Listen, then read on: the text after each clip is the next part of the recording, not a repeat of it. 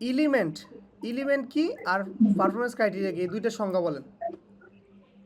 Sir element of competency হচ্ছে এই ইউনিটটাকে আমার ধাপে ধাপে ভাগ করা হয়েছে, সংজ্ঞা বলতে অনেকগুলো হবে, ভাগে ভাগ করা হয়েছে। সংজ্ঞা বলতে হবে।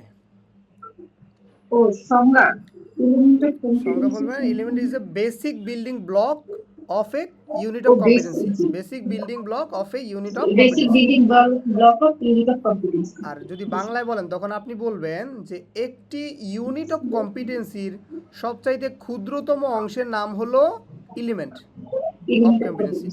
কিন্তু বলবেন কিভাবে, ইংরেজিতে বলবেন, বলেন the basic building block of a unit of competency. Building block of unit, the basic building building block of a unit of competency. Unit of competency. এবার আসেন পারফরম্যান্স ক্রাইটেরিয়া। এবার বলেন পারফরম্যান্স ক্রাইটেরিয়া বলতে কি বোঝেন?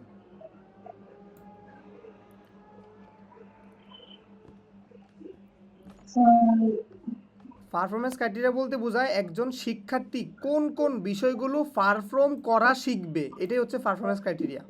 বলেন তো এবার।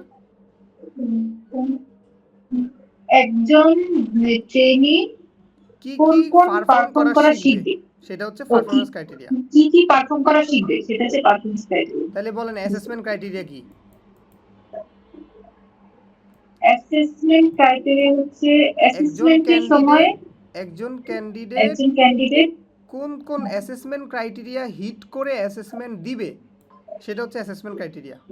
অ্যাসেসমেন্ট নেওয়ার সময় যেটার নাম, মানে এই একই কথা লাওয়ার কদু, মানে ট্রেনিং করার সময় এটার নাম থাকে পারফরম্যান্স ক্রাইটেরিয়া, অ্যাসেসমেন্ট নেওয়ার সময় এটার নাম কি হয়ে যায়? Assessment criteria. তাহলে দুইটা কি লাওয়ার কদু না, ভারত আর ইন্ডিয়া না? জি স্যার। আচ্ছা বুঝতে পারছি, জায়গা বদলে আর কি নাম চেঞ্জ হয়েছে। আচ্ছা এবার বলেন রেঞ্জ অফ ভেরিয়েবল বলতে